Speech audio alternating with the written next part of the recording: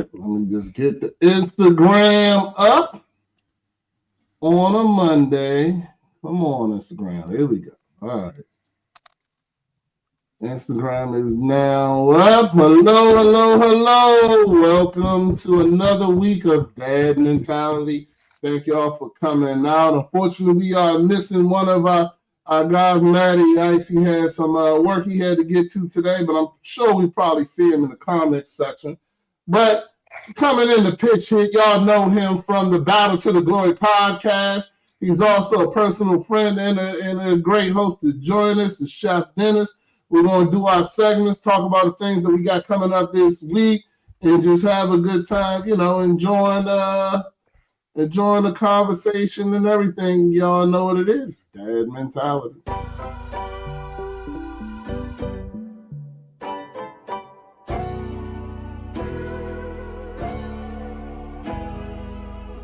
What is Dad's mentality? What it is? The mentality of taking care of family.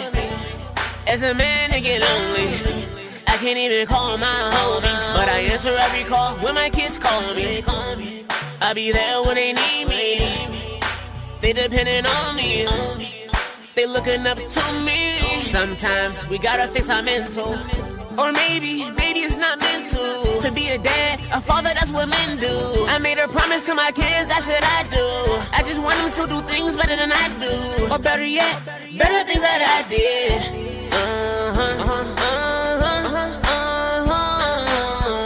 What is Dad's mentality? What it is? The mentality of taking care of family. As a man, I get lonely. I can't even call my homies, but I answer every call when my kids call me. I'll be there when they need me. They depending on me. They looking up to me. Welcome to the show, shout out to the coach. And Matty Ice, Ice Cold Crypto. And each one, teach one. That's mentality, we just try and reach one. What is That's mentality?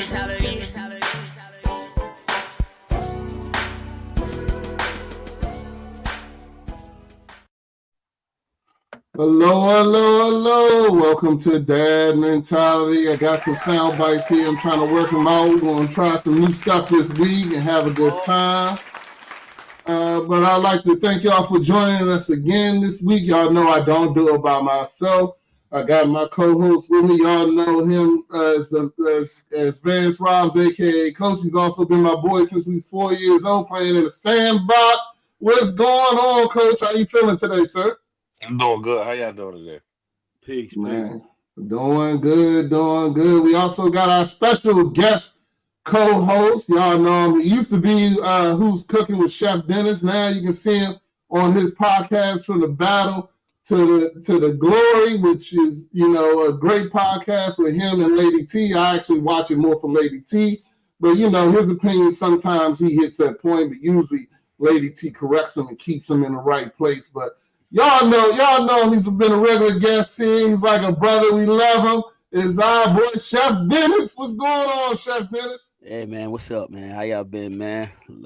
Highly favored and blessed over here, man. Man, I'm doing good, brother. Just another day in paradise. Gonna have some fun today and, enjoy this week as we go through and do our segments, talk about certain things that we want to talk about. So, but before we get to that, we want to do what we do every week, which is our self-care check-in, because mental health is important to us here at Dad Mentality. It should be important to you. If you don't have somebody to talk to, you need to find somebody to talk to, because we as men don't open up and conversate about our feelings and how we feel and what's going on in our week. But we like to try to make it important here. So if you're in the comments and you want to comment about your week from 0 to 10, please put your comments in there. We'll read them and, let us know how you feel. You can always come and talk to us at any time. But let's get ready to get this week started. We'll start with you, Coach. How you feeling? Where you at from 0 to 10 and what's going on? What you looking forward to? I'm at about a 7, you know what I'm saying, right now. So had a pretty busy week last week. Finished off with a really good event. Held a community day at one of the elementary schools on Saturday. Had about 300 people show up. Yeah, I So heard that joint was turned out, that son. joke was turned out. Yeah, man, it was busy. You know what I'm saying? Your baby boy kind of tried to fluke us off in the beginning until he showed up and saw it was an actual kids event, and he was like, "Oh, I'm in heaven." You know what I'm saying? I don't think we saw him for like 2.5, 3 hours. You know what I mean? Yeah, I definitely heard. So Well, I lost you. Coach, we lost you. I don't know if kind of somebody was going calling. on. There you go. Nah, we lost you for a second. I guess somebody was calling or something. I don't know what happened. Yeah, nah, that's what it was. Somebody was calling me. All right. What'd you say a minute ago? Because it cut out. All I hear is you clapping. You still hear the clapping? Yeah, I do. Oh man, how come it always do that for you, man? That clapping been ended. Nobody else hears it but you, dog. I don't know. You might have to leave out and come back in. All right, we'll come back to you. We'll come back to you, Coach. Because if all you hear is clapping, see, that's why I hate when I do the sound effects and that happens. Chef Dennis, you don't still hear the clapping, right? Nah. Yeah, all right. I can't do it. I don't know why Coach always gets that happen to him. You might have to leave out the room and come back in, Coach. But anyway, Chef Dennis, so what about you, sir? Where you at from 0 to 10, man? How you feeling? I'm a 7, and the reason why I'm a 7 is, listen, I was just talking to a fellow coworker. Is that I know the knowledge. I had the knowledge of me working out and doing the things. Man, it's my eating habits. That's why I'm struggling right now. You know what I'm saying? Struggling with the eating habits. Being a chef and everything is difficult sometimes. You know what I mean? You get up early in the morning, and then you got to work. I taking a lot of caffeine, and after the caffeine, I'm not hungry because caffeine curve your appetite, and Yeah. so that's 300 milligrams of caffeine. My appetite is shot in the morning time, so I really don't eat nothing. I'm nibbling on things, and then when I get out of work, it's like, oh, that's when I'm hungry. I don't even go. Sometimes I can't even go to the gym. Like I was supposed to go to the gym today. I ain't even go. I came home, got me something to eat, took a nap. After I took a nap, I got back up, and you know what I mean. Did a little stuff around the house, and now I'm, you know what I mean. Now my day is relaxed. So that's why I'm at a 7 because I really want to focus on, you know what I'm saying, going to the gym, eating right, so I can enjoy the rest of my life. You know what I'm saying. I extend it more. So that's why I'm at. I see you been at the gym. I see you be at the gym because you be posting and stuff like that. But when you say your eating habits, what do you mean by that? Like, are you eating too late at night, or is it the food that you're eating? Because I mean, you're a chef, so I assume you should be able to make healthier options as far as what you want to eat. That's what it is. It's eating too late. Like my wife, she get off. My wife, she get off late. So who wants to? I mean, I can, but like I'll be like, oh my goodness, I'm eat dinner before she get home. So it's a little difficult, but I'm gonna work it out. You know what I'm saying? That's where my discipline come out and my obedience. Just being disciplined. Those are two things for me is being disciplined and obedience. So what I've decided to do, I've lost quite a little bit of weight, but what I've done is I changed the portions of when I have the time to eat. So in other words, like usually my breakfast portion is small, and I try to eat bigger lunches, and then my dinner portions are small. So even though I eat late at night, my portions are not huge. You know what I'm saying? Because I'm not hungry from the whole day. I try to make my lunch a bigger a bigger meal, and then that way my portions for my dinner is not bad if I eat late at night, because I have the same problem, because I typically, but I've been doing that because I'm in the restaurant business now, and by the time I get off is when I want to eat, and if I eat at like 6-7 o'clock, I'm sleepy the rest of the shift. You know what I'm saying? For me, so I've been eating bigger lunches, and then that way at the end of the night when I do eat, it's not a huge meal. You know what I'm saying? I just eat enough just to make it, to go to bed and make it through another again tonight. What's up, Molly? Let us know how you feeling from 0 to 10, sir. Molly's giving me a hard time because Molly, no daggone well I don't be eating that healthy. Yes, Molly, I do eat healthier. sir. But I ain't giving up my bacon just because you want to be a vegan or whatever. But anyway, Coach, is it still clapping for you or you good? You're muted. You gotta unmute yourself. Nah, it's not clapping. Nah, Nah, it's I good. got other sound bites now. I don't know. Now I don't know if I want to use them because I don't want you to be messed up. But I'm still trying one more time. Maybe it's the Yeah. clapping that always messes up for you, right? The rest of them That don't do it, right? Nah, honestly, I don't even know what triggered it that time. To be honest with you, so it's probably Nah, I pressed the clapping. So Oh, no, no. okay. But hold on, real quick. Let's go ahead and go back to Chef because I want him to tell us about what he got coming up soon for the podcast, the Battle to the Glory. Because I did watch that very thrilling episode of from the Battle to the Glory when you talked about the difference between men and women. I'm still not touching that myself personally. You almost got. It looked like you was about Lady T was about to jump through there and go and put them hands, put them paws on you the way it got so heated in that on that episode. But what you got coming up soon for? Oh, I got, man. We got about like 30 new topics, man. Lady T she didn't went in the bag, bro. She went in the bag. I can't even reveal some of the stuff because I want people to come out and check it out. I'm serious.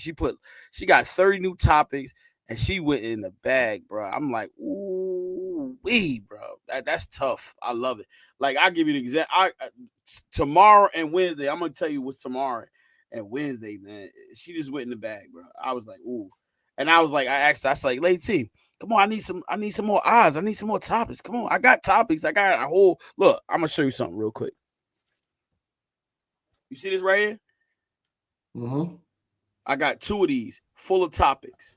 I like over the last year, I was writing topics down, just doing stuff like that. And then I got another book too, all topics. And she gave me like 30.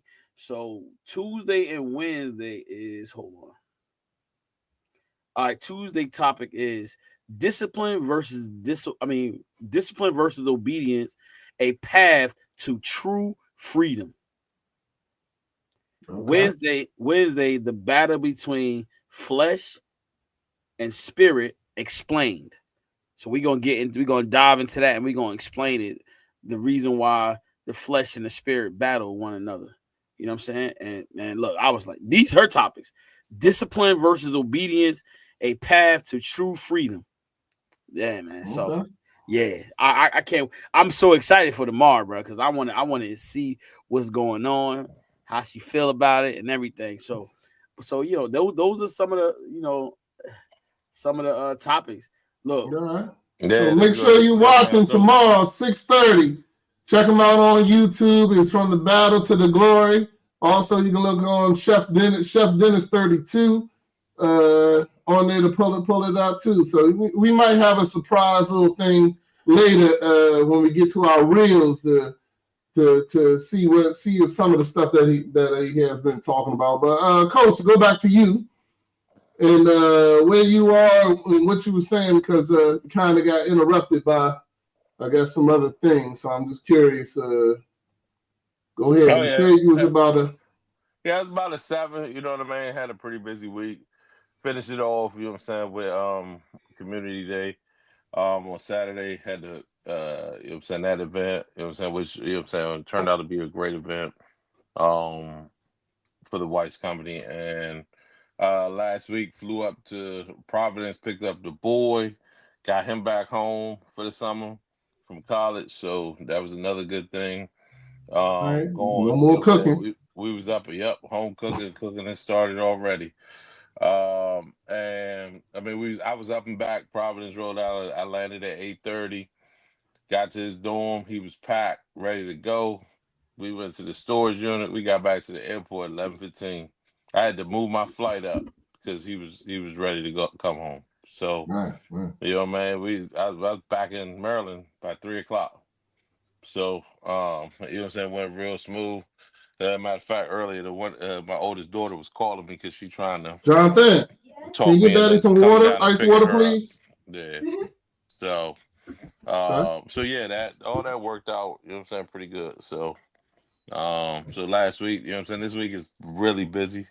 Yeah. I've been prepping all day for a couple other events.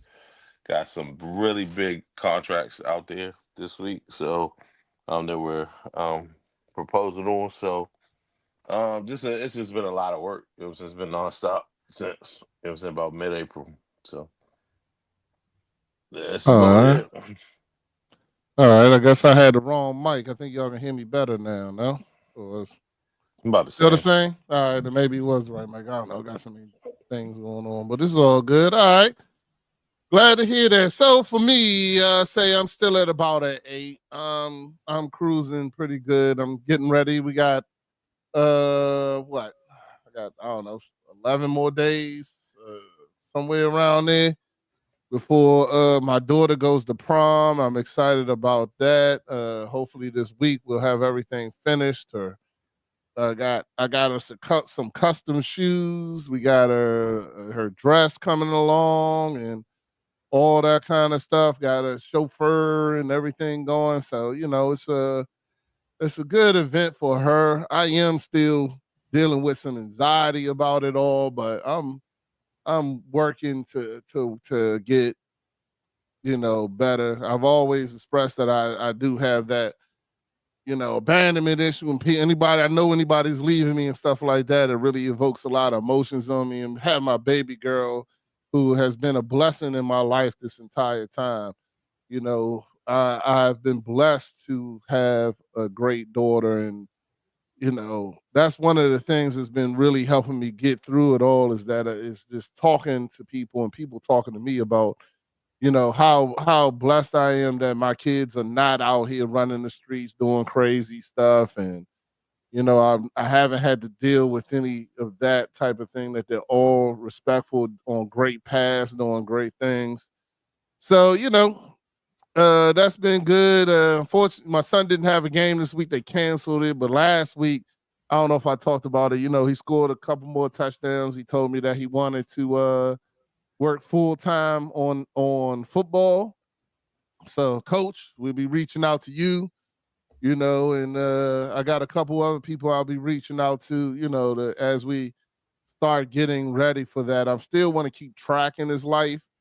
I don't know how we're going to do that or what we're going to do about that, but I think that is important as well. But it's going to be something that we discuss and start working. He's still young, so we still got time to get it all together. So, and my oldest son is doing great he's doing great in Idaho.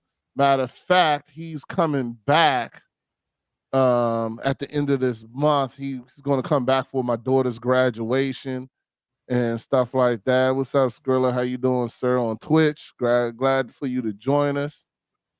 But everything is doing good, man. Let us know how you feel from 0 to 10 too. We'll put it up there.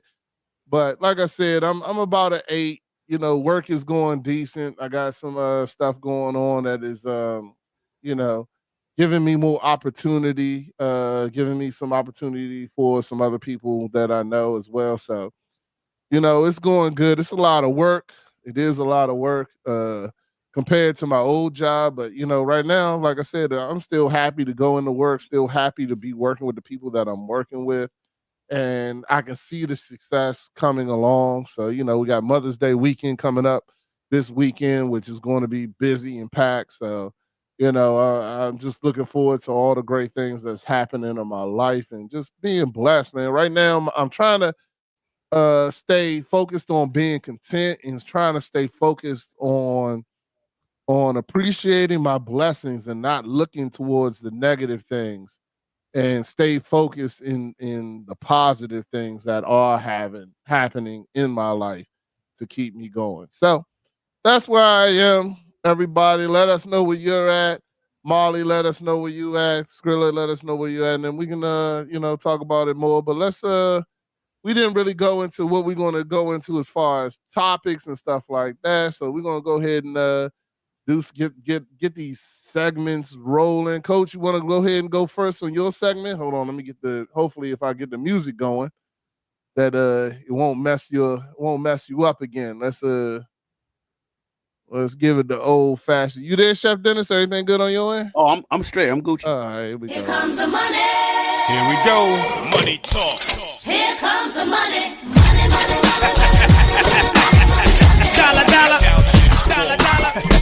Ching, bling, bling, cut the chatter. You ain't talking money, then you're talking no matter. And y'all know what it is. We talking money with Coach, who is a money guru. Who, always tells me I spend too much money. So I'm definitely trying to do better. It's been a while since we talked about it, Coach. So what you got for us? You got us muted too, Coach.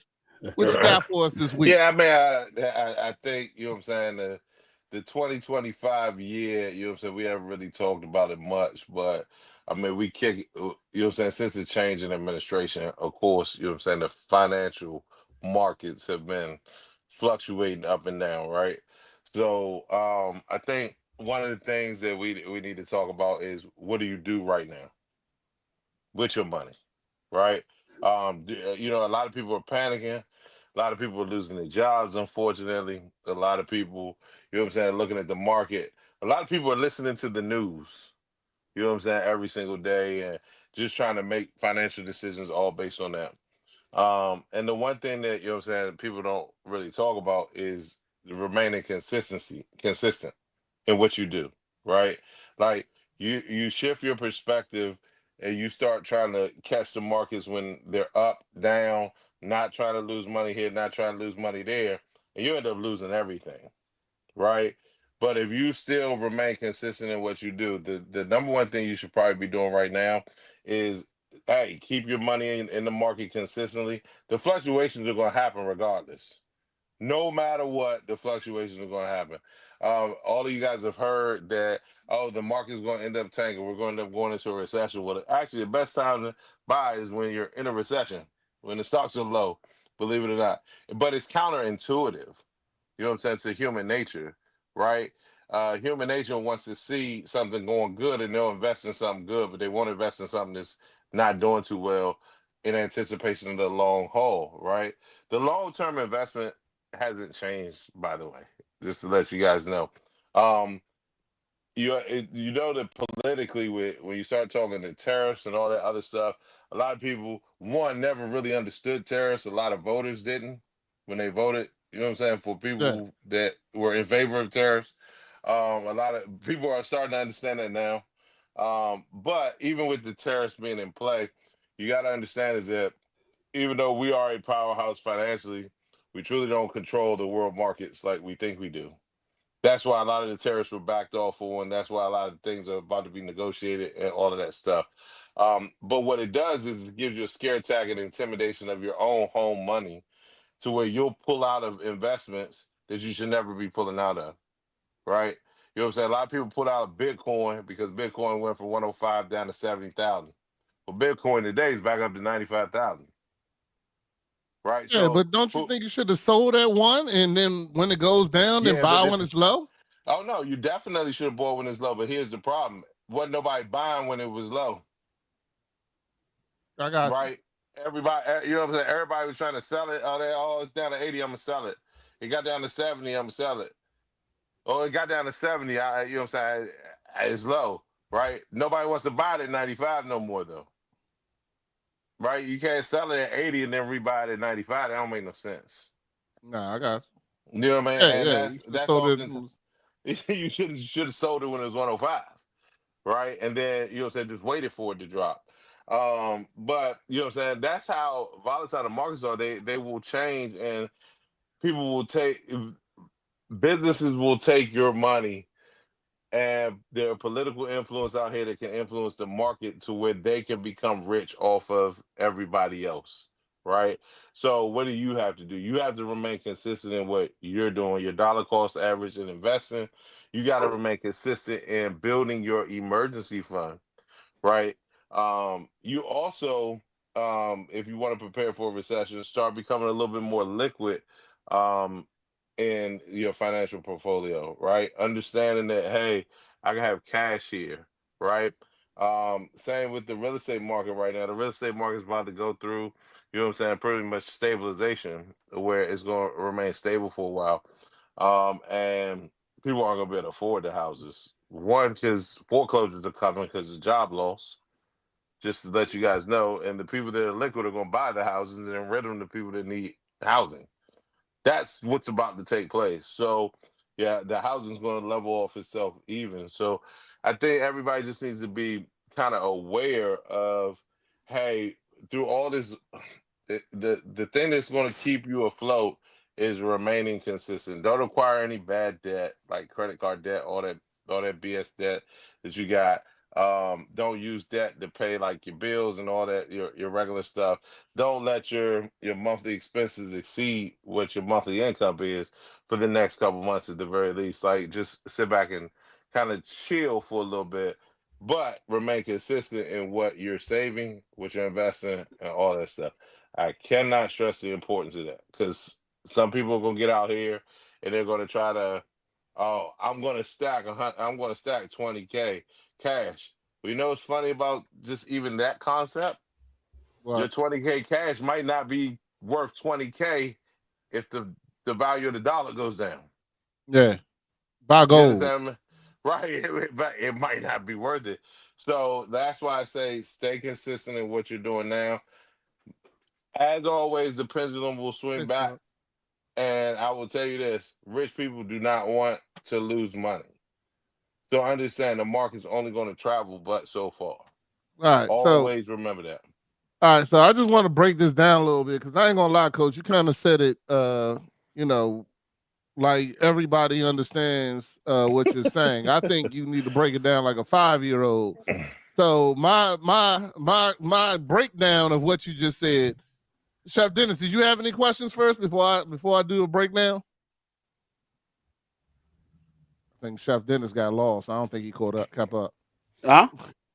No, Nah, You I'm all here. right? yeah, he was capping out. He going. I'm here. I was saying, did you have any questions for a coach before I go into the I breakdown or what I think he said? no, Nah, nah. All right. Well, I got questions. no, I got No, I it. got what's your I question? got questions. So I'm breaking down. So one, I think what you're saying is, a, if you had long term investments, don't abandon them. Stay in your long term investment. No. Agreed. Oh, agreed. There's no Okay. reason at this present point in time, the market fluctuating on a long term investment is not going to Yeah. kill you. Because I mean, the long term investment is what it is, and that's what I've always thought. A long term investment is what it is long term. If you weren't committed to that to let it be long term, then you shouldn't have made the investment. Number Hmm. one, and number two, that if you're going to play the market, then play it smart where you know that some of these things are going to bounce back. For instance, you say, and I mean, I'm not investing in this because my firm belief is I only invest in things that I support and buy. You know what I'm Hmm. saying? But just like Tesla had a huge drop for a while. You know what I'm saying? You can buy it when it's low because you know Tesla's going to bounce back. You know what I'm saying? Tesla is not going to be something that's going to stay down forever or even long. You know what I'm saying? So, and just like some of these other huge things, like people are boycotting Amazon, Target. Target, and stuff like that. Like, yeah, like to be honest with you, I mean, I'm not doing Target. I do invest in Amazon, but you know, uh be honest with you, these places are going to come back. Don't think that they disappear forever just because stuff has dropped or right now or whatever the case may be. At least that's my opinion on it. So is that basically what you're saying, or how? Yeah, Yeah, that's it. That's exactly kind of exactly what I'm saying. Like you're invest what you invested emotionally. You know what I'm saying. Whether some people invest based on morals, some people invest based on, you know what I'm saying, financial just gain, right? Um, and you're absolutely right. For what it's worth, Tesla may be down now, but Tesla, if you think Tesla really worried about cars, you don't yeah, understand they're what not Tesla is, right? exactly. Yeah, That's the very first thing. The second thing is, so they'll be back, but I definitely agree with a lot of the protests that are going on, because some of the protests are because of kind of the products that are being sold, and it's all about the minority dollar, right? yeah, And actually having the minority dollar, uh, showing the power of the minority dollar. So I definitely agree with what they're doing. I do I do also understand what you were saying is that some of the corporations, until you have corporations that will replace them, they ain't going nowhere. right? And regardless of how long the protest, the one thing about the one issue that I have with a lot of protests is they never stick and last long enough to Yeah. have the impact that it should have, right? Like if you're gonna do it, keep it up, right? Keep the energy always, right? And then you may affect Target, you may affect Walmart, you may affect some of these other chains. Well, You let's also get get something to understand. They're just not making as much money. It ain't that they're not making money. agree, They're just not making agree. as much money. And truth And be told, where's the minority dollar going? Is it going back into the minority businesses? Is the first question, because if you don't have something equivalent for the minority dollar to go into, or we're not willing to pay the prices of minority businesses, y'all know what I'm trying to say there. mhm, Um, then where is our dollar going? Like it doesn't make sense to boycott Target and buy from Amazon. To me, yeah. that doesn't make sense, right? You know what I mean? It's like you're targeting one company to support another. It is, you know what I mean? So and then you may be paying more for the product, right? And it's still not helping, it's still not cycling dollars back into the minority community. Um so yeah, that's what I'm saying when it comes to that. I do believe that you do need to definitely be investing in an emergency fund. Um, I agree yes, with that. yeah, I believe that you need to be investing in. If you don't have an emergency fund, right now is a critical time to build your emergency fund before you build anything else. So Yeah. what I mean by that is, if you have to decrease your investment or pause your investment to build your emergency fund to the level that it needs to be, you should be doing that right now. Because just as the federal government's getting hit from a job perspective, the private sector is going to get hit from a job perspective too, right? So people have to prepare themselves that at any given moment, you know what I'm saying, that unemployment could come, right? And the way some of the federal funding is rolling right now, I don't know how much the states are going to be able to support some of the unemployment rates that may be coming their way. So if you're fortunate enough and blessed enough to still be working or still collecting a paycheck, your emergency fund should be the priority right now. And then, but that's not saying sell the investments that you have. It's just saying build the emergency fund.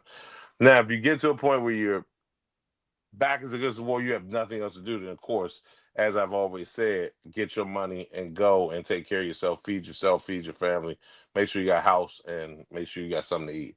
Nothing else matters besides those two things: house, something to eat, house, something to eat. Because you can walk somewhere, you can catch Uber somewhere. You don't need cars.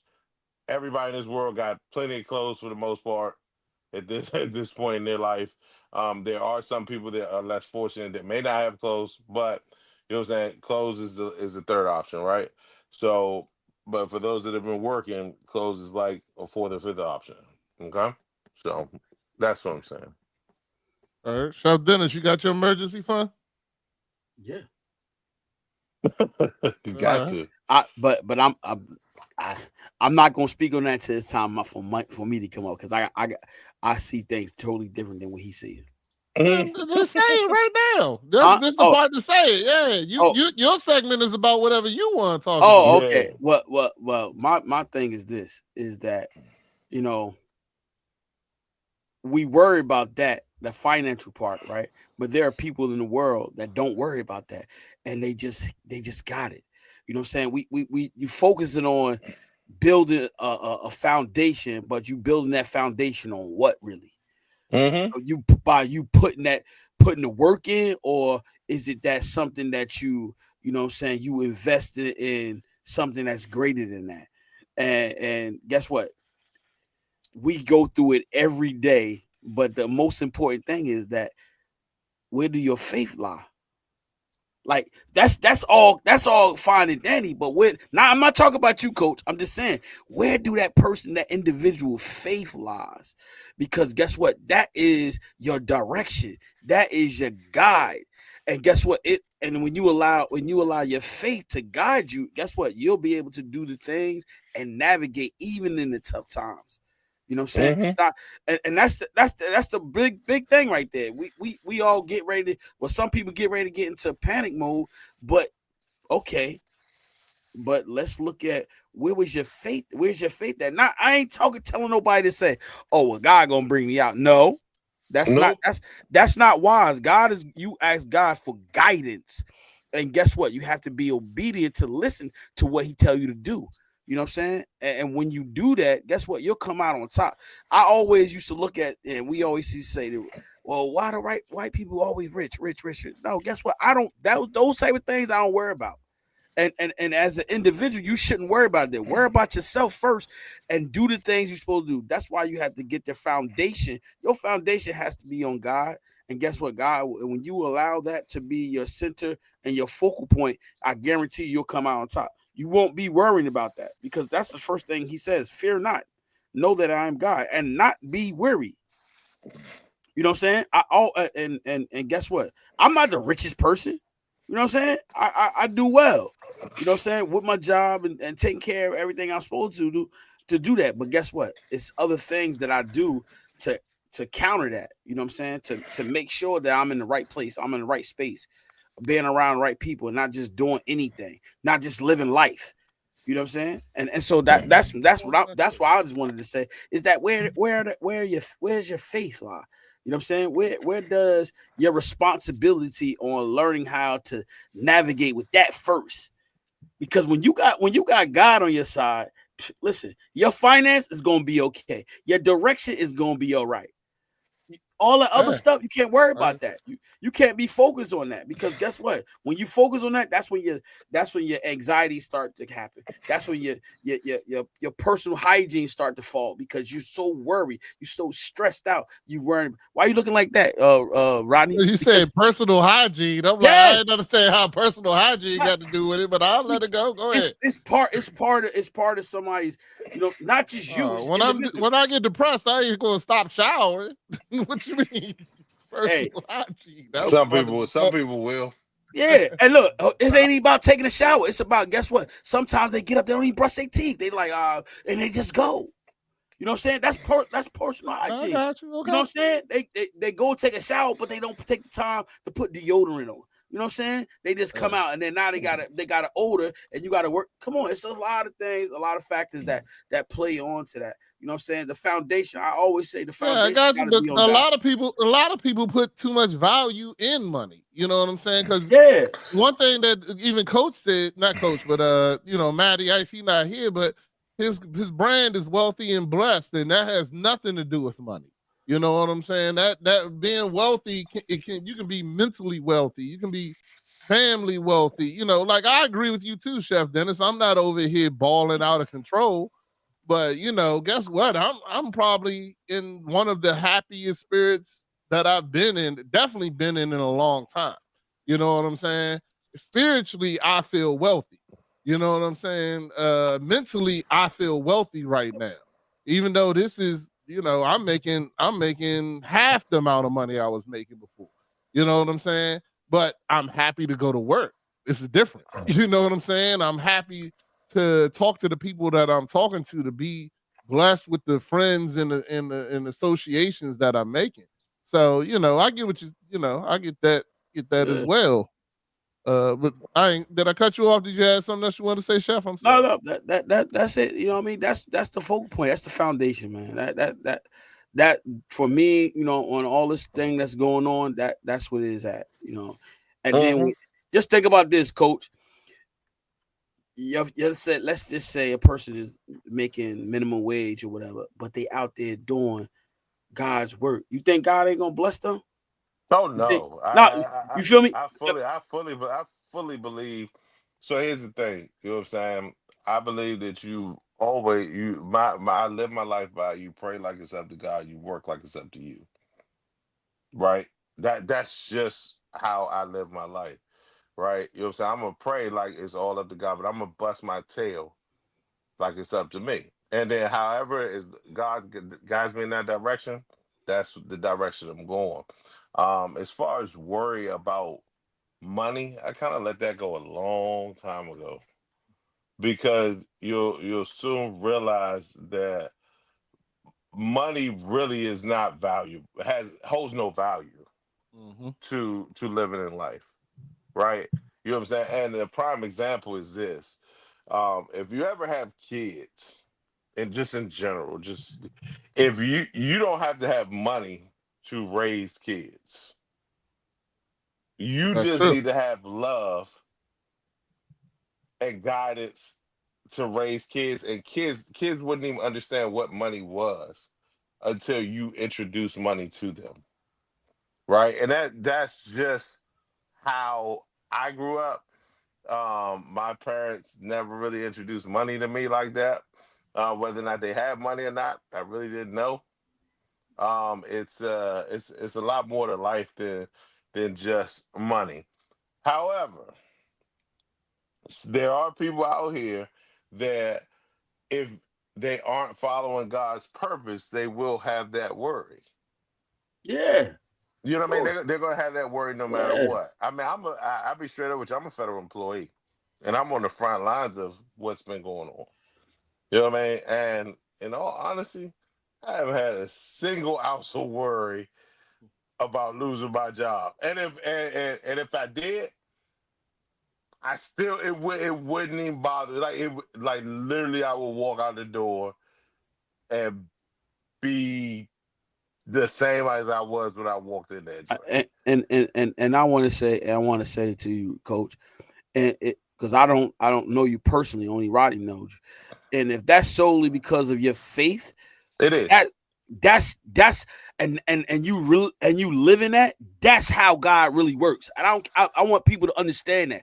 If your faith is not that strong, that's how God works. You have to know this and believe it in your heart, because guess what? God is never going to forsake you. He's never going to leave you. And people say, "Oh, I've never seen God," but that's not the point. Guess what? First of all, you have to believe it. When you believe it, guess what? Then you'll start to see his works. And sometimes it's not visual, it's spiritual. And that's what most people don't understand. It's not, don't have nothing to do with the natural. It's the spiritual part. Because guess what? When you, like you said, when you walk out of here and they like, "Oh, well, we're going to have to let you go." Guess what? You saying, "Well, God, listen, you gave me this job. I did what I'm supposed to do with it. Now, this is my season of it being over. Now I'm walking into a new season." And when you begin to believe that and know that God will put you in a place, you be like, "Wow, I Yep. accept my season, and now look what he put me in." Look Exactly. and I tell people, it's not even what he put you in. Look what he allow you to walk into. You Right. understand that it's not, and I know, and I say this all the time. It's not what he put you in; it's what he allow you to walk into. You know what I'm saying? His grace and his mercy will allow you to walk into that, and when he allow you, and you see it, and you thankful, like you gonna appreciate it more, you gonna value it more, and then you gonna understand. Look, he said he'll never leave me nor forsake me, and now look what he put me in, what allow me to get in. You know what I'm saying? Mm-hmm. Better job, more finance, better. And you got to wait on, sometimes you got to wait on those type of things. You got to be patient. You got to be obedient. You know what I'm saying? Mm-hmm. And when you do those things, like you, it's not saying that you better than the next person, but listen, this is the God we serve. And guess what? God said, I'll do all things. I'm not even Molly says prayer without work gets you no results. That's it. This is what it is. Yeah. I agree with that. I agree with that. I think right now, and I've been saying this to people. I think right now is a time of creating your own business. Is a time of executing all the things that you wanted to do. You know what I'm saying? Like right now is the prime opportunity for you to really. I really feel that Trump, or this office administration, I'm not going to say Trump, but this office administration right now is really forcing, especially us, to create our own way. Like, we have to create different things, no matter what it is. I just feel like today's now is change. We've been talking about change a lot, and I feel that change and choice, that having, going through and making that change and doing that choice, I feel that right now is that's what's being forced for us to do, because if you rely on the government, then you're not relying on the right thing. You know what I'm saying? And you have to rely on God and yourself and get the things that you wanted to do, get them done. Like, now's the time, in my opinion. So that's just something that I'm saying out there. But that's good talk about finances and things like that during this time. I have been hit by this administration and work and jobs, but there's still jobs out there. You know what I'm saying? It ain't like jobs have disappeared. You may have to do something different, but you know what I'm saying? Pray and ask God what it is that He wants you to do, because right now it's definitely that time to make sure that you are on that right step. Because if you're on the right path that God wants you on, then you're not going to, you're going in the right direction. You will not fail. So that's just how I feel about that. You know what I'm saying? Now, I'm gonna let Chef Dennis go last with his segment, so I'm gonna go next with the entertainment segment as we talk about a few things in entertainment. So. My patience is waning. Is this entertaining?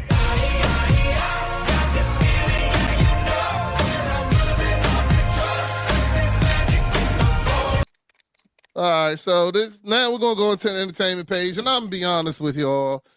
To me, entertainment has sucked in the last 6 months. The only thing that's been great is Sinners.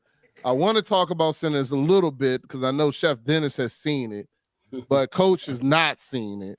So I guess we're gonna have to do a few spoilers, but I do want to talk about some of the things that did come out and I was anticipating. Go ahead, Chef. You have something to say? Yeah. Hey, Coach, are you going to see it or you don't want to see it? No, I'm gonna see it. Okay. Because I'm like Ronnie. I'm not gonna say if you going to go see it, I'm gonna be mindful of what not to say. Yeah, I'm gonna go see it. All right. I mean, by now, shoot, unless your head is in the sand, you done seen some spoilers of some sort. No, Nah, I haven't seen it. But I know you're not big on social media. Yeah, I ain't big on social media or But TV. I don't care. I'm gonna ruin it for you. I'm not like Chef Dennis. Hey man, what kind of friend is this? Hey, Coach. Hey, you got a new friend, Coach. This guy talking about you gonna ruin it for you. I got you, Coach. I ain't worried about it, man. Hey, Coach should have saw it by now. I give you ample time. You should have saw it by now. Just because this man went to the movies for the first time in like 2 years, bro. I saw it. It has been about 2 years, man.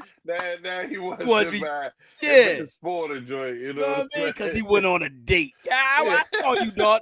All that, man. I got you, Coach. I got you. Lunch dated that, sir. Lunch date. You know what I'm saying? That's when you really grown, dog. That's when you don't even go out at night. You go out at lunch because you ain't got that kind of time, brother. But now I had mentioned last time I did the entertainment page that I was looking forward to Black Mirror. So Black Mirror, if you don't know that, is a sci-fi show on Netflix. It's a Netflix original. I am a big fan of it. I think they really push the borders on thought and things like that. And they're on season 7. And I was really looking forward to season 7. Now that I said that, Coach, you watch Black Mirror? I haven't. You have never watched any of the Black Mirrors, really? No, Chef Dennis? No. What is it called? Black Mirror. Black Mirror. Black Mirror. Like your reflection. Black Mirror. There you go. Molly seen it. I might have to send Molly a link and let them join some of this conversation. But anyway, all right. So Black Mirror is a sci-fi joint, and I'll just, since y'all haven't seen it, I'll give you So when you watch the beginning seasons, it's very thought-provoking. Okay, like they do things like they push concepts that are normalized in our society, but they push them to the extreme. Like for instance, there's an episode where likes is money. So you know how we are in this journey where you put up a post and you go to see how many likes you get and this, that, and the other.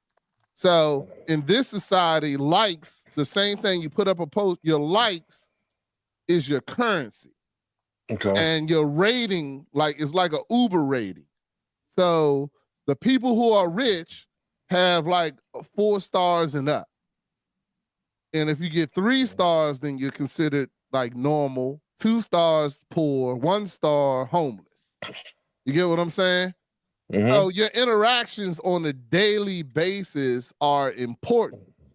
So every time you meet somebody, you got to be nice, this, that, and other, because they can give you a rating that will lower your rating that can bring you into poverty. So that episode was a very good episode for me, but it's stuff like that they do on Black Mirror, and it talks about it kind of like challenges your norm. So they're already up into season 7. So unfortunately, I'm going to say I was disappointed in season 7 because they didn't have anything new. It was really kind of like remaking old episodes and bringing some of the same concepts back and things like that. Yeah, and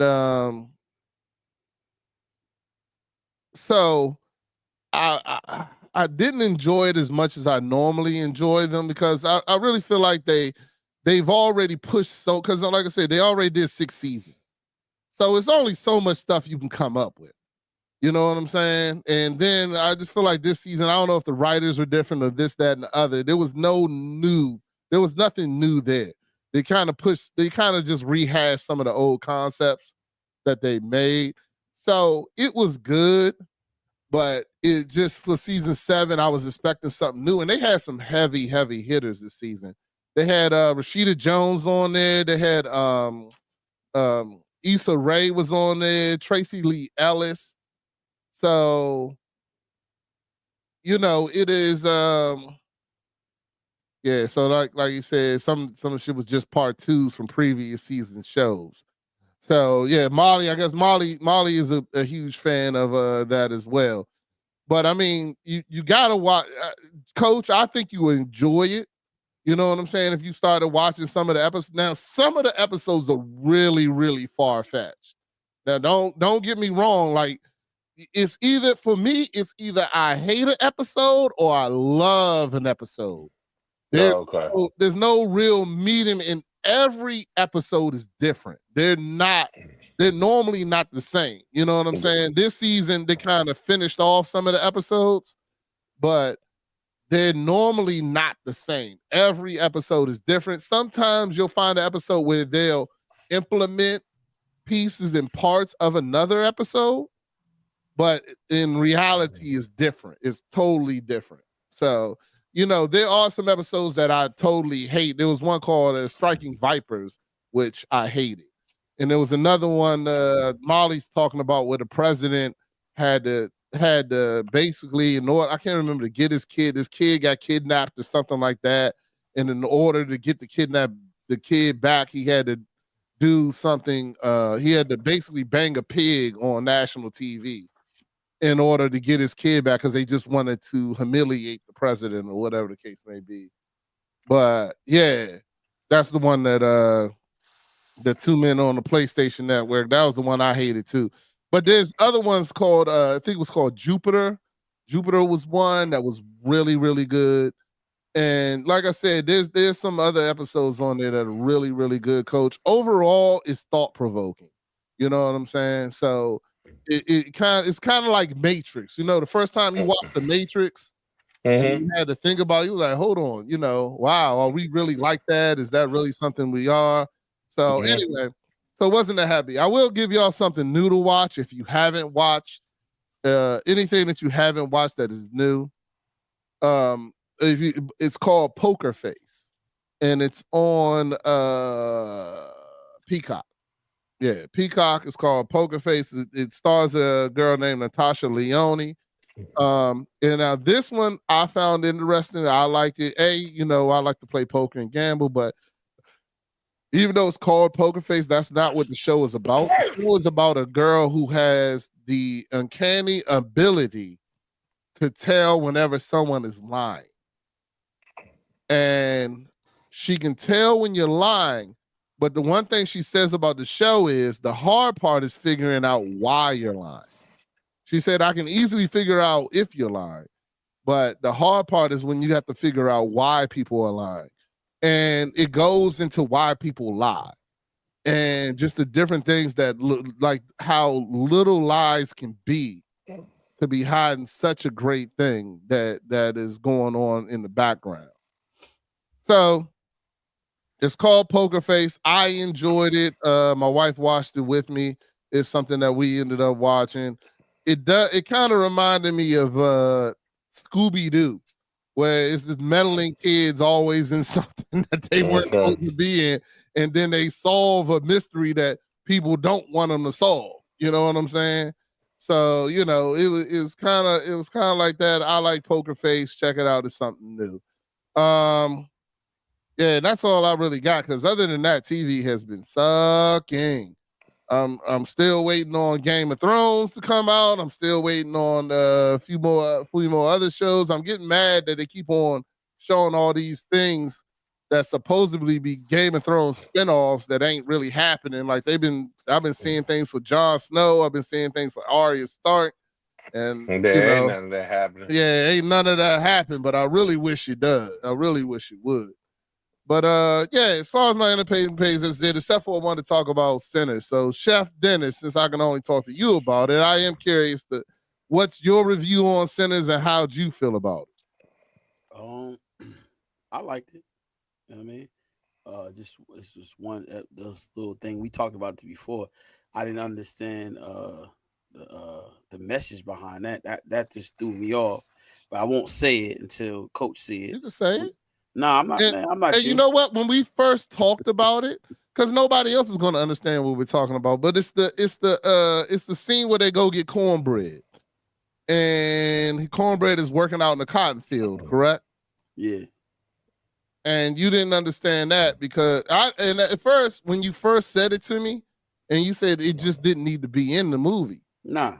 And when you first said it to me, I think I said, well, they did work in the cotton field, blah, blah, blah. But then when I really thought about it later, you were right. It did not. It was useless. It was really a useless scene. Yeah. But it was just something to bring up the whole, I guess, another reason, because I guess oral sex was big in that joint. So, but because they brought that up several different times in the movie. But I don't know. But I still enjoyed the movie. So will you get it out of 0 to 5? What do you give it? What'd you give the movie? I mean, to be honest with you, I gave it a 5. You gave it a 5? Okay. I think B Jordan is a good actor. You know what I mean? Everybody looking at it, looking too deep into it, and they saying about what he did and all this other stuff. Like I tell people, I'm always transparent and honest. You have to know yourself. You know what I'm saying? Some people say it's demonic.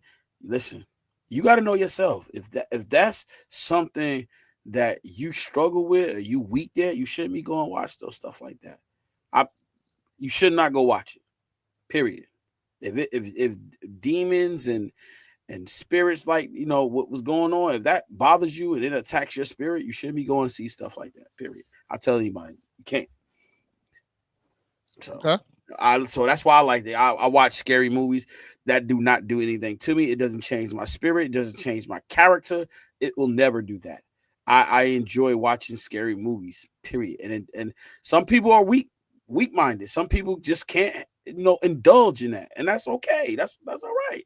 You can't tell me that I can't be a Christian and I can't like horror movies. No, sorry.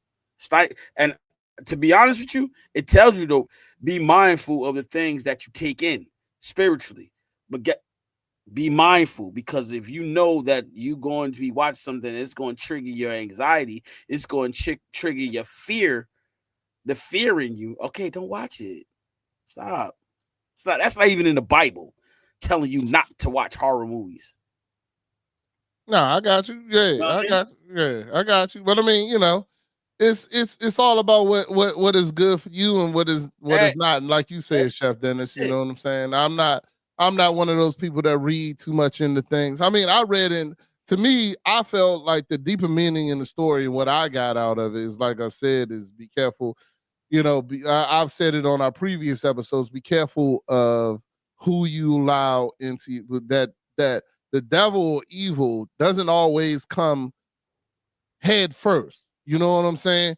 That he will pretend to be your friend. He will pretend to be harmless or want to or be there, act like they're there to help. You know what I'm saying? When they're really there to harm. And I do believe that there are vampires, and not sucking your blood vampires, but there are people out here that are purely coming to take your energy, who are purely coming to hurt or take away from you. Not and that's what I kind of get out of it, opposed to, a metaphorical vampire coming to suck my blood. But there are people out of here that are attempting to and want to pretend to be your friend just so that they can do that. I want to correct you on something. All right, I'm listening. I want to correct you on something. And what you says, they'll pretend. No, listen. Know this, that before they come, they know they can attack you. Because when they come, the enemy to your soul know how to trick you. He know where you weak at, so he know how to set you a trap. And so it's not about them coming and pretending. They already know how to come in. And he comes in. He don't come, like you said, he don't come head on. What he does is he sneaks. That's why in the Bible it tells you about the enemy. He roars like a lion, seeking who he may devour. And if you know how a lion do, he don't just come at you. He sits down on his legs, on his hind legs. He sit down, he lay down, and he watch. And guess what? He always get the weak person. He always get the weaker person, the weaker vessel. He don't get the person that's strong, because he know that it's gonna be a fight. So I'm looking who I can get, and that's how he does. And then even if you using the sinners, even that way, guess what? You gotta know. Look, who he was talking to when he was talking to the people that was in the barn. Who he's talking to. He selected the people he could he horned into, because guess what? He already know how he was going to attack them. He already know how he was going to manipulate them. I'm talking about sinners. Remember that? I know you're talking. Nah, I'm listening. And he knew. So look, he knew what to say to each individual. Why? Because he already know how to attack you. He already know what to say. He already know how to move around you. So he know how to move around me. He know how to move around you. Coach is how you live and how you do things accordingly. That's why certain places I don't go, because guess what? I know he want to trick me up. I always say this. I say this on a podcast. I always say this. Look, going to the strip club is not my thing. I'm not, because guess what? Why would I go there knowing that I'm gonna be tripped up, knowing that I'm gonna fall? Nah, that's not. So those places like that, I don't go. I don't go where it's gonna be chaos. What I'm going there for? So I can make a mistake, so I can slip up. No, so I don't put that. I don't need. He's not gonna be able to attack me there, because I'm not going. You see what I'm saying? And I know that I ain't perfect, but he got he certain things. He can't send me no woman and be like, "Hey, Dennis, how you doing?" No, he can't do that. I didn't pass that already. That trickery, no, I say it. I'm confessing that trickery, he ain't coming in. Not with me. They ain't gonna be fine, girl. Hey, Dennis, what you want to do? You can take me to the store? Nah, sorry. You gotta ask somebody else. Feel me? I feel you. I hear you. Coach, what you got? You got anything to say about that, even though you ain't seen the movie yet? Nah, man. Yeah, it's the same conversation that you had last week about the movie. So, I mean, I'm looking forward to seeing it. You know what I'm saying? And then I'll rehash the conversation when it's time. But you know what I'm saying? You know me. I'm gonna break that joint down. So I hope you right. You know what I'm saying? You ain't talking about no cornbread scene, what didn't belong in there and all that. Because I'm gonna find a you way see that it. I'm gonna find a way that it should have belonged in there. You know what I'm saying? Now that y'all to brief me on spoiler alert, so I'm definitely gonna be able to defend why cornbread scene was in the movie. Just know. You know Huh? what I'm Okay. saying? Go ahead. I'm gonna watch. You When, think when he I think watch, he can defend it? Nah, you wait till I you am see going it. to defend it. You'll feel the same way. You definitely ain't gonna defend that. I can promise you on everything you love, everything I love, you ain't defending that, bro. I promise you that. I Okay. can't wait. I'll make sure. Hey, Rodney, when he I find can't out, wait either. and you make sure you call me, chime me in. I'm there. Chime me in because I want to hear this. I'll stop what I'm doing. I want to hear this. I want to indulge in that conversation. It's all good, fellas. But yeah, so that's all I really got about talking about entertainment. Like I said, it ain't really much been out here coming up. I even tried to look for something to look forward to, but ain't nothing even coming out that I want to even indulge. I don't think I do want to say this in one more last thing, because now they talking about they're gonna come out with like 6 more Sinners movies. And I hope they don't make something that's really great and just turn it into, the Fast and the Furious next. You know what I'm saying? Because I still watch the first Fast and the Furious, and I still think it's the best one. You know what I'm saying? And it is nothing like they are now. You know what I'm saying? So, you watch the first Fast and the Furious and then go watch Fast and the Furious 10. It ain't even the same movie. You know what I'm saying? Ain't even the same movie at all. So I hope they don't do that with Sinners and destroy it. Because to me, it is a very good movie. And I don't want that 6 more coming out to next thing you know, it's sci-fi, more than sci-fi, but it ain't got no cultural references at all. It's been washed, in my opinion, whitewashed to death. So I hope that does not happen. But anyway, we're gonna get into Chef's Dennis his new segment. I even got a little sound bite for him, because we're gonna do who's cooking, what's cooking with Chef Dennis. Y'all ready? Here we go.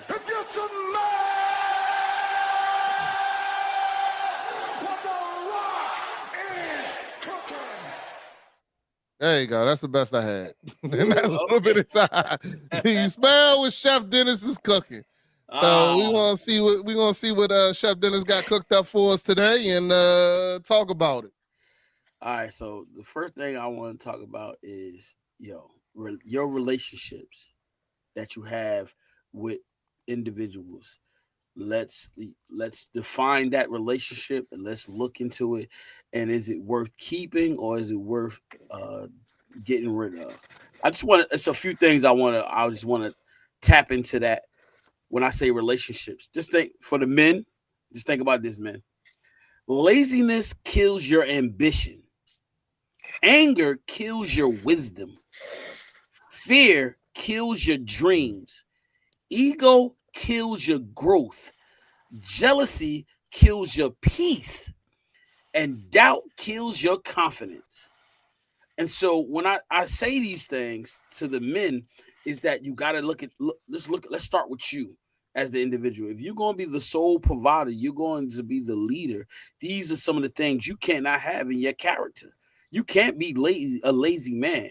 You have to get up and get to it. You got to get that work. You got to grind. You got to hustle and bustle. You got to do the things that you're supposed to do so you can capitalize on everything that you're supposed to capitalize on in your life. And as a leader, as a father, as a husband, as a brother, these are the things, especially it depends on where you are in your relationship with your brothers and your siblings. Because if you're the oldest, then guess what? You got a lot that you have to weigh and carry. Because that's why you're the first child, you got to carry a lot of that burden. Some people are not willing to take on those tasks, but guess what? It's a great reward when you do those things, because guess what? You keep yourself uplifted, you keep yourself grinding and making sure that you're doing everything that you're supposed to do. So when people ask you questions, you know what you're supposed to do and how you're supposed to navigate in those trials and tribulations. And then you look at anger. Anger kills your wisdom, because you know why? When you're angry, you can't even think clearly. So you can't allow wisdom to come in because you're so mad. That's dealing with your emotions. So when you're dealing with your emotions, guess what? You can't see nothing. It's cloudy. So when you are mad and you angry and you upset, I'm not even gonna say the word upset. I said angry because angry is more so like mad. You can't see. Your vision is cloudy. Your thought process cloudy. So guess what? Your heart, you can bet your bottom dollar. Your heart is filled with revenge, and that's not where you want to be at. You know what I'm saying? And then you got to think about fear, the fear that kills your dreams. The fear of you failing. No, guess what? Guess what? If I fail, I'm gonna fall down. I'm gonna get back up. I'm gonna keep pressing. And that's where your perseverance coming at. That's where your resilience coming at. And that's the key to that. And you can't be too. And listen, put your ego aside, because your ego kills your growth. Yo, you you think about it. When you thinking pridefully, you can't accept somebody is to put you up on a pedestal. You like, nah, I'm good, I'm straight. No, guess what? Allow those people that's viewing you, that's how can I say, that's examining you, allow them to put you on a pedestal. Allow them to say, you know what, coach is great. Beast One, Rodney, he's great, man, because he's doing look at the stuff that he's doing. Look at how he's excelling. Let somebody else do that. You don't do that. Don't put yourself on a pedestal, because that's what happens when you allow your ego to be so big. You can't allow somebody else to put you up there on a pedestal or big you up because your ego. No, your ego kills your growth. It stunts you. It stops you. It holds you back. So you can't allow your ego to keep you from excelling. Okay? Jealousy. You can't look at somebody else's wealth. You can't look at somebody else's prosperity or their upbringing and say, you know what? Why they gotta be like that? Why I can't be like that? Because it kills your peace. It kills your peace to the point where you can't see nothing great that you have been given. You can't see nothing that you worked hard to where you at right now. It might not be where you want to, but you got to put that work in. You got to grind. You got to hustle and bustle. And guess what? You can't allow your jealousy to kill your peace, because when you're not at peace, guess what? Everything is like all over the place. It's scattered. Just think about that. It's scattered. It's scattered thoughts. It's scattered process. It's not focused. You can't be focused because you're worried about somebody else. That's what jealousy does. It kills your peace because you're worried about somebody else's success. You worry about how much money somebody else got in their pocket. No, you can't do that. You understand me? You can't do that. And then we go back down to doubt. Doubt kills your confidence. Men, don't doubt yourself. Brothers, don't doubt yourself. Pick it. Allow somebody else to carry you up when you down. You know what I'm saying? That's why it's important to have. That's a relationships. That's the first thing I said about relationships. You gotta build good relationships that's going to men or women that's going to pour into your life. You know what I'm saying? If you married, guess what? You have to be around married people. You can't be around a lot of single men or single women. No, it's not gonna work, because guess what? How can they pour into your life? They're pouring into your life singleness. They're not pouring into your life relationship and marriage. They not married. Because guess what? There are multiple marriage couples that go through stuff that you could relate to. But when you're dealing with somebody that's single, guess what? That mindset is trying to find a husband, trying to find a wife. So that their mindset, their goal, their focal point is like, this is what I want. So they out in their singleness. When you marry, guess what? You should be around married couples. Some people might not agree with that, but guess what? It's prosperous. It's going to help you. It's going to encourage you. It's going to bring you out of the things that you're going through with your own wife. So it's going to bring you out. It's going to encourage you to do better. It's going to encourage you to be better financially, better steward of your money, better husband, better friend in those relationships. That's so my thing today is about be around successful married couples, because I mean there's some bad married couples that will that can suck like we talked about earlier, suck the energy out of your marriage too. Of course, I mean that's all. That's what we talk about. We talk about always positive. You feel me? So it's not like but that's wisdom right there, because you got to be mindful of the people that the company that you keep, and the relationships of other married couples. You got to see it. Like I said, if it's successful, yes, that's key. So Rodney, thank you for that correction. I should add that in there. It's got to be a successful marriage. You know what I'm saying? Successful relationship that's going to transfer into a marriage. You know what I'm saying? That's possibly they gonna transfer. And now I'm gonna go hit the women. You know, women, the women that look that they say, "Oh, I need a husband." No, guess what? If you want a husband, the husband is supposed to find you, not you look for the husband. Do the things that you're supposed to do. Get yourself together. If you've been hurt and you need healing, get the healing that you need first before you think about diving into another relationship. I don't care how much money this person have. I don't care how good he looks.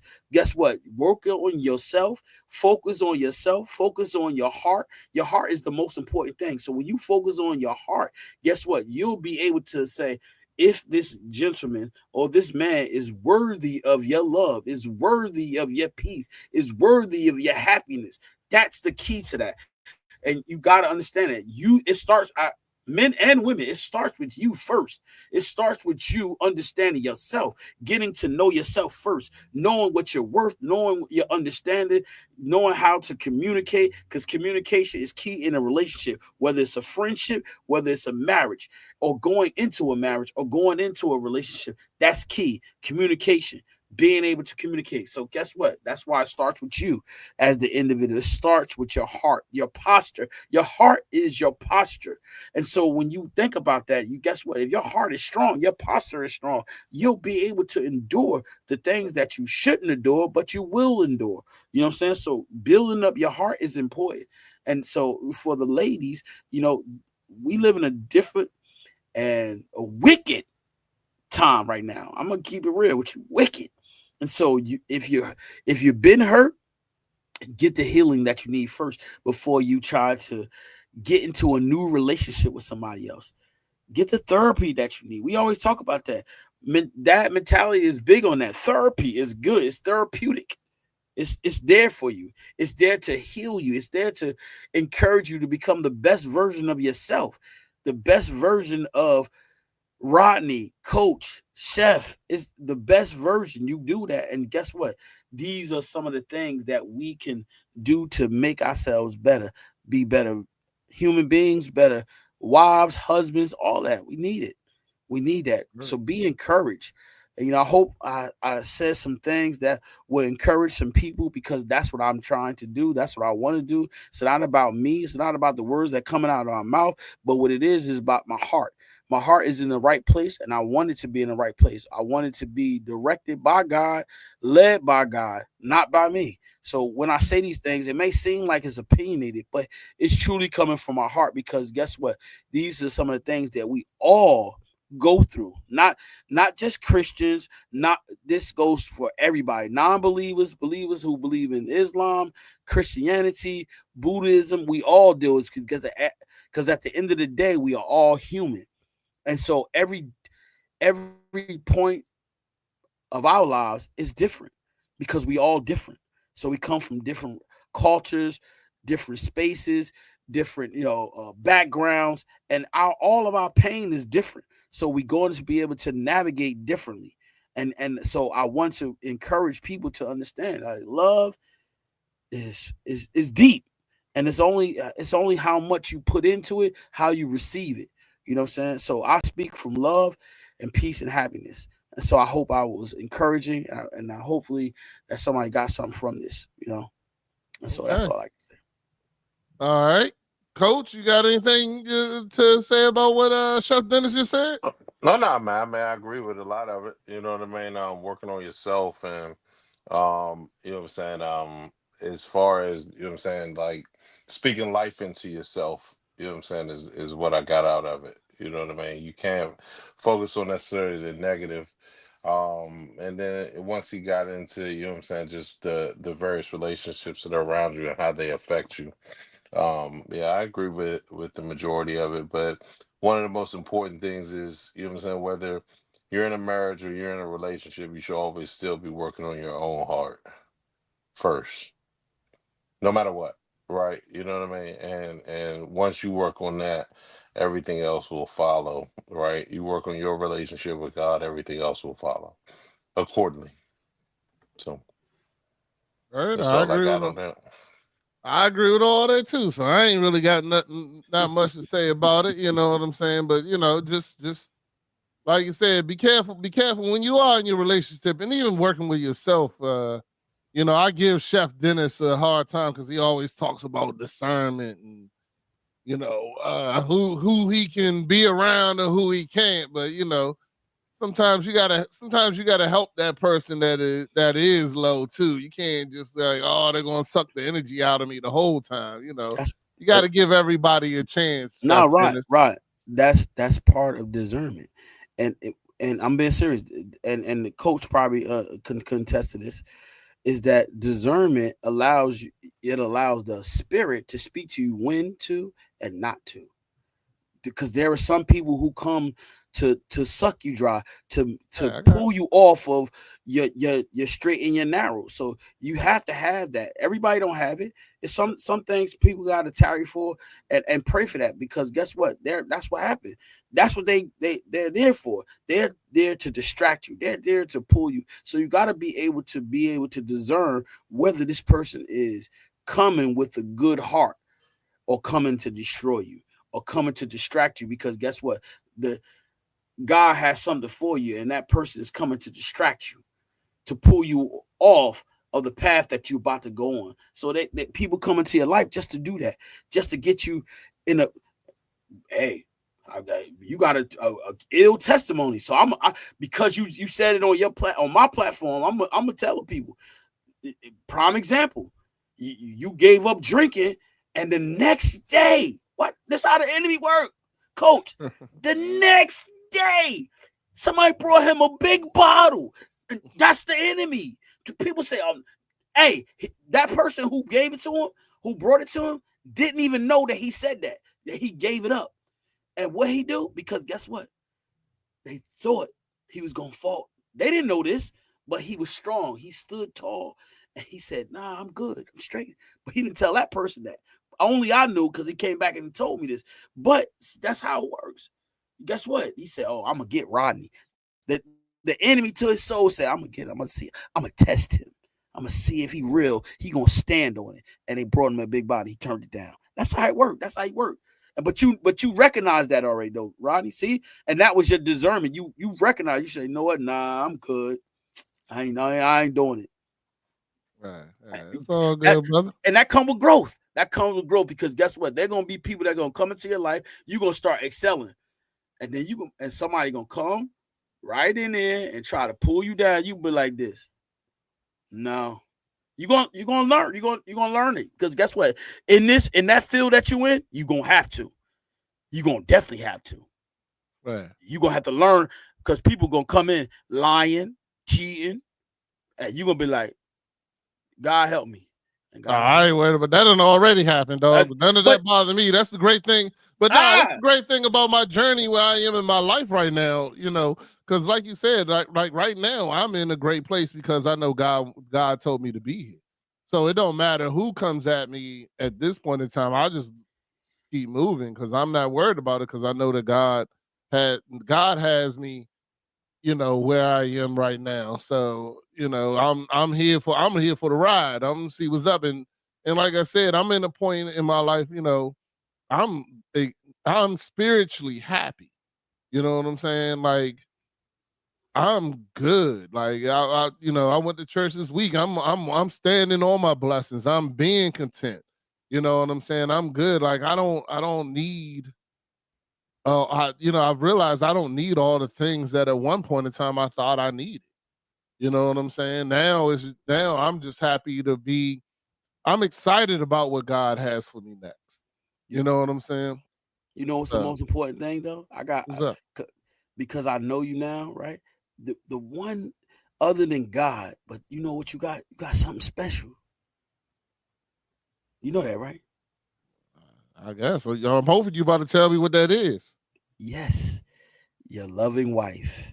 She's very supporting, and she got your back. But guess what? She want to see you grow, and she do the things that needs to be done to help you grow. Not to tell you what to do, but she's there to help you must have missed last week's episode. What you mean? You must have missed her episode. Vicky did her own episode. She tell you it wasn't always like that. But I got I saw it, but that's the thing.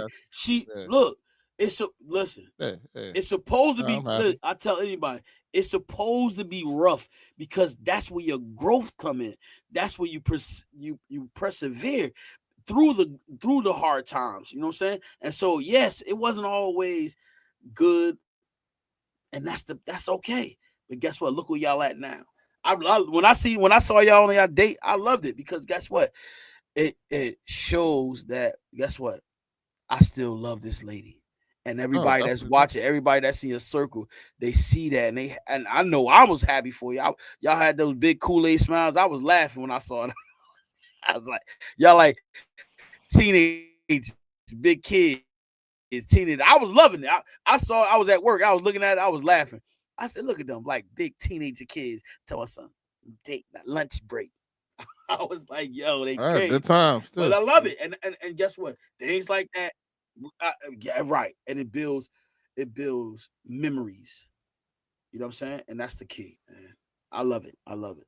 I got you. All right, well, we about to get into a couple reels real quick. I got a couple ones I wanted to share. Some of the points that these reels are going to say, we kind of already hit on. Okay. So let me make sure I got the right one real quick. Hey, Rod, when you get off, Yeah, don't just close out the session, but I gotta show you, I gotta tell you something. yeah, okay, no problem. I got you. Make sure it's unmuted, and here we go. The Boston Celtics, Coach Mazzulla was being interviewed, and the interviewer asked him the question and said this. It seems to me that Jason has to deal with unfair criticism. Gets to deal with. He gets to deal with it. It's the ultimate compliment. And that's what we talk about. It's like, this is what you asked for. You asked to be one of the best players in the NBA on the best team in the NBA with an opportunity, to be an icon for the league for a long, long time. This is what you asked for. And so what most people don't realize is that when they ask for success, is that what comes with it is criticism, pressure, and the weight of expectations. But here's the thing. Sometimes your biggest problem is a privilege. People would kill to have your problems because when you're chasing greatness, when you declare to the world, I want to be the best, you're also saying, bring me the really good problems. That's the fine print of ambition. You're not just signing up for the accolades. You are signing up for the late nights, the tough decisions, and yes, the public scrutiny. You asked for this when you set your sights on the top. This is the cost of admission for the life you want. When the pressure builds, don't run from it. Lean in and say, I get to do this. Because remember, you asked for this. The head coach of the Boston Celtics. There you go. So I brought up that reel. For me personally, I thought it was a great reel that talks about the fact that a lot of people have that thought process. What's up, Chow Bout? A lot of people have that thought process where they ask for things and think that even when you get there, there's still not going to be difficulty. That there's still not going to be resistance. A lot of times when we ask for things, those, exactly what you asked for is going to bring that on. You know what I'm saying? And I just thought it was a great thing because it's something that I've been working on with myself, something I've been definitely 100% working on with my kids, is that when when you're striving for greatness, then it's not that you have to deal with these things. It's the fact that you get to deal with these things. And when you change that mindset and understand that it's not a burden more than it actually is a privilege, and with all greatness comes these things. It's a price that you have to pay for greatness no matter what you're doing. So, Coach, what'd you think of that clip, and you got anything to add to that? Yeah, I mean, I think that, you know what I'm saying, anytime like you make a change and like you accept, you know what I'm saying, moving in the right direction, that you have to change your mindset on the challenges that are going to come that way, right? You can't allow those challenges to like turn you back. You have to embrace the challenges because you have to understand that the challenges are part of the journey. to where you're going. So you have to learn and grow. You know what I'm saying, from those challenges. You got to embrace them. Just because you decide to change doesn't necessarily mean it won't be. It's going to be easy, right? It's really difficult to change things. So you just gotta. I mean, I've been working on some personal things the last couple of weeks that are really challenging me in a lot of different ways that I haven't been challenged before in a long time. So, yeah, I definitely agree that the mindset is what's going to get you through it. So, no, All right. What about you, Chef Dennis? Remember earlier I said what? Look, I said that I said laziness kills your ambition. And look, when you want to excel, guess what? You got, like I told you, you got to grind, you got to hustle and bustle. When you want success, that's what you got to do. You got to grind it out. You got to do the things that you're supposed to do, so you could be on top. You know what I'm saying? And so that, yeah, I love that. I love that. And that's the key to it, is building up, because your expectation, you want success, you want greatness. Hey, it comes with a lot of responsibility, and that's what you want. If that's what you really want, just being a leader, great response. And I ain't talking about a pastor. I said leader. Leaders are it's so much that comes with being a leader. If you're a father, you are a leader. If you're a husband, you are a leader. So guess what? You're great. You have a great responsibility. And guess what? It ain't easy. Definitely ain't. You definitely got to be humble. I think that's one of the greatest characteristics of being a leader. You got to be humble. Okay. All right. We'll go to the next clip and get ready. And y'all might recognize this guy in this next clip. He's I think he's a great person. So if you're not following him, I definitely think you should be. So here we go. A coffin, or will it be a classroom? T, I know you probably was looking at this like, what does he talk about? Your coffin? What do you, when you see that? What do you think about? What's the first thing? Now that's deep. Now this is real deep, because I didn't. This is not even my own idea. I piggybacked off somebody else's, and I saw that. And I was like, ooh. I was listening to them. That's deep. And so I said, let me have a session almost similar to that, because sometimes we look at other podcasts, other shows, and we take bits and pieces of it and we try to add it and make it our own. And I said, I'm definitely going to piggyback off that. And so yes, it's a pivotal choice. And said, is it going to be your coffin or your classroom? Will it be your coffin or will it be your class? So we got the man himself here, Chef Dennis, and his question is life your coffin or is it your classroom? So in that clip, you didn't break down how you felt about that. I'm curious. I know what I got out of it, but I want you to go first and break down what you meant by that, and how you felt. Is life your coffin or your classroom? All right. So basically, are you going to allow the things that you go through be your learning lesson, or are you going to allow those things to be something that's going to put you early in the grave? So you can allow it to affect your life so much that everything about it is bringing you down to where you'll be in the grave earlier than when you're supposed to be. You know what I'm saying? Or are you going to allow it to be your learning tool? So, you go through something, like when some people go through a divorce, guess what? It could be a down spiral for that individual. And guess what? They possibly can commit suicide. And so they didn't allow it to be their classroom because they allow it to break them. And so do you allow it to be your coffin or your classroom? So there's a little breakdown for you. All right. So what are you saying? You're saying that people should allow it to be what? Allow it to be your classroom, not your coffin. Your coffin is the end. That's it. There's no going back to it. There's no learning from your mistakes. But your classroom, just think about what a teacher. You always can learn.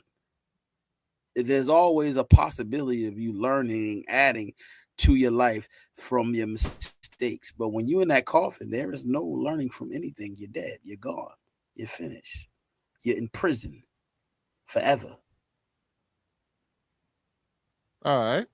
Coach, you got anything to add to that? Nah, I mean, not really. I didn't. But I don't know, you know what I'm saying, what he was referencing, you know what I'm saying, past what he just said. So I mean what he said is fine. Like it's you gotta learn from your experiences, right? You know what I mean? And don't allow, and if you're not learning, if you're not continuously learning, you're dying, essentially. So that's kind of what I get from that. You call from your classroom. When I saw it, I kind of got the same thing that Chef Dennis said. I mean, to me, I always tell my kids that, everything is a learning experience. Everything that you're going through is something that, you don't make mistakes, you learn lessons.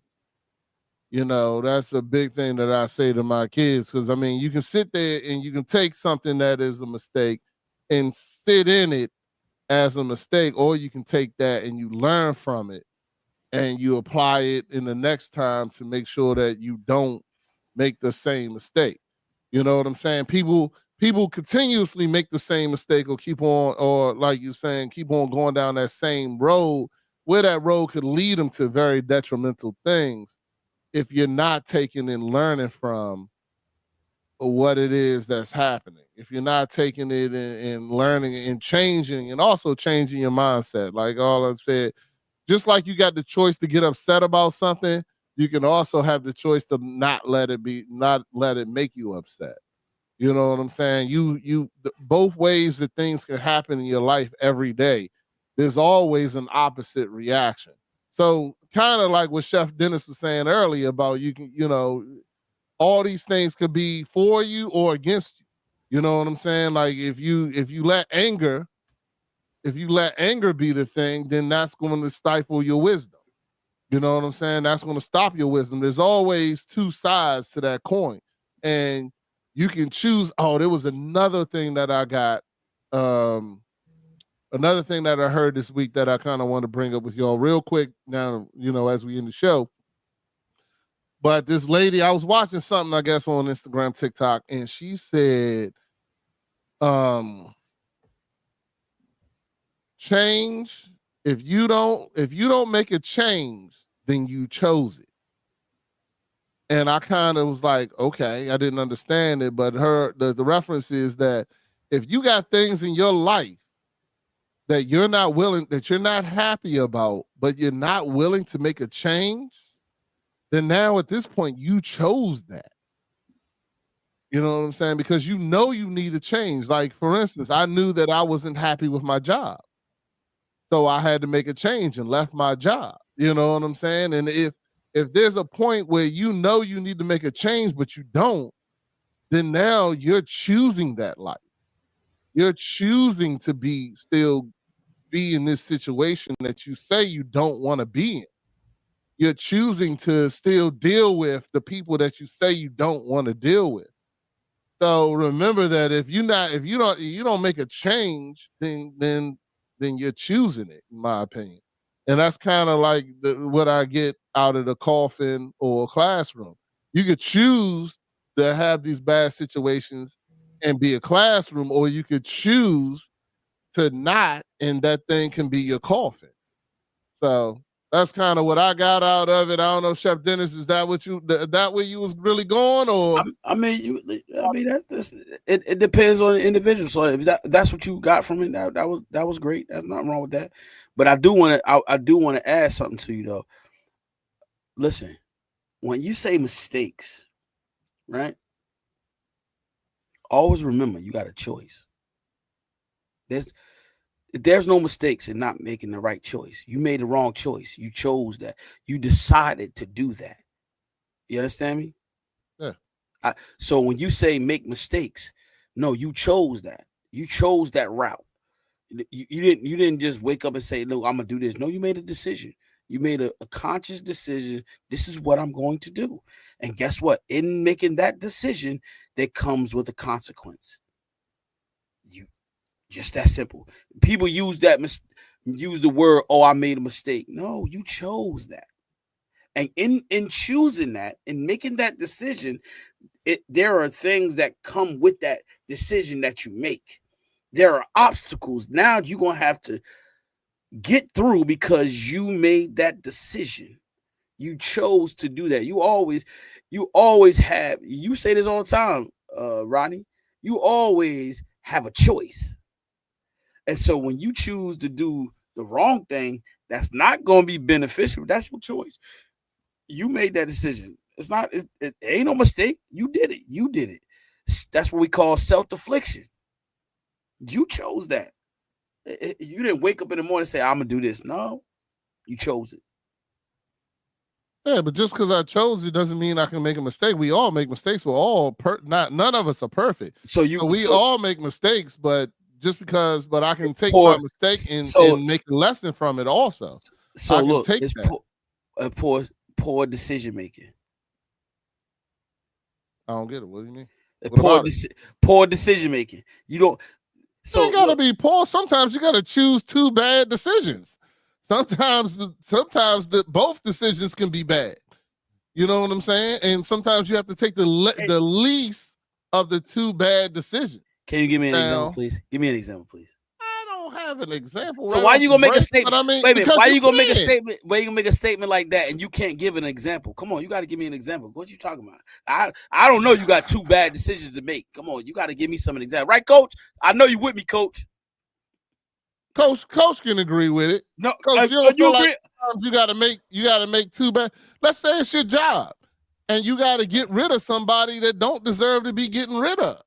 Let's say it's let's say it's, there's times when you got to fire people that don't deserve to be fired, but you got to do what you got to do. There's times when you got to do things for other reasons that don't have to do with that person. Hold on, you heard what you just said? You got to fire somebody that don't need to be fired. That don't even make sense. What are you talking about? It's happening in the government right now.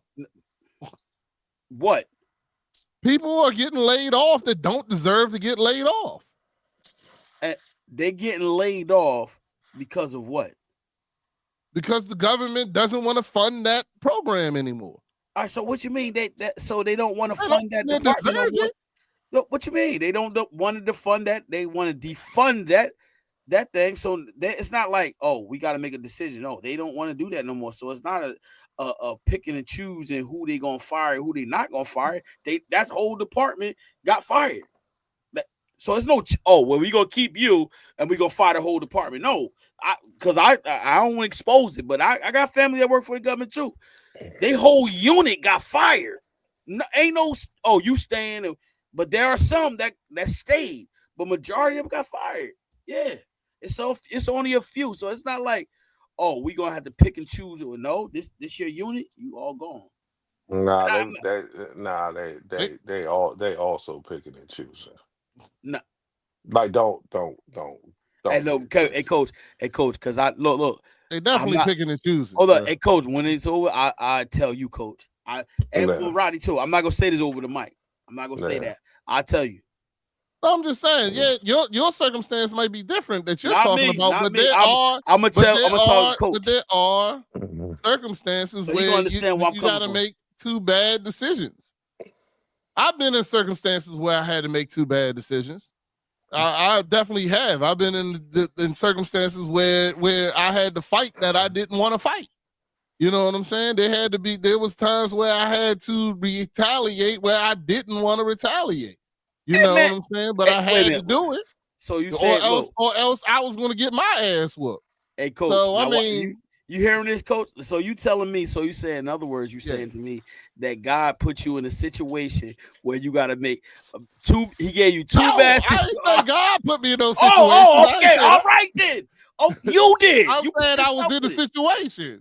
That don't mean I still was in a bad situation where I had to make a bad decision to survive.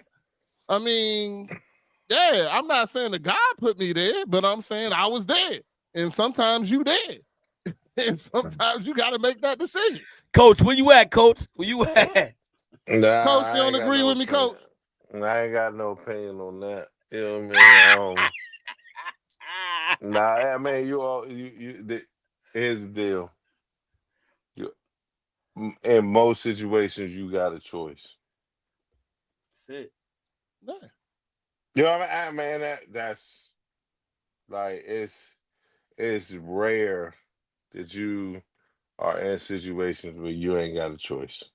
No, I say you got a choice, but both choices are still bad, in my opinion. I mean, both choices are not. Both Nah, bro. choices are bad. Can you be put in a situation where it's not a choice that is going to result in a good outcome? Of course. All right, I got one better for you, Roddy. Of So course. see, since you couldn't give me an example, I'll give you an example. See, this is when you say no to something, you have to be able to give an example. I'll give you an example, okay? Remember COVID? Remember when COVID happened when it first started? Okay, I work in New York City, right? And so I had to make a choice. I could have did like this. It says, you know what? I'm not getting no shots because my job said before you come back, you gotta get both shots. If you don't get both shots, you can't come back. Right? Yeah. I had a job already, full time, paying me a new job, paying me good. I had to make a choice. I had a new job. Guess what? They was paying me good, but guess what? I had longevity in my current position right now. So guess what? I could have said, you know what? No, I'm not getting no shots. I'm employed, right? I'm good. I'm straight.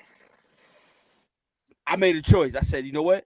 I'm gonna get them shots so I can go back to my job. I already had a job, good paying job too. Not as much as I get paid now, but it was good paying. It would have sufficed.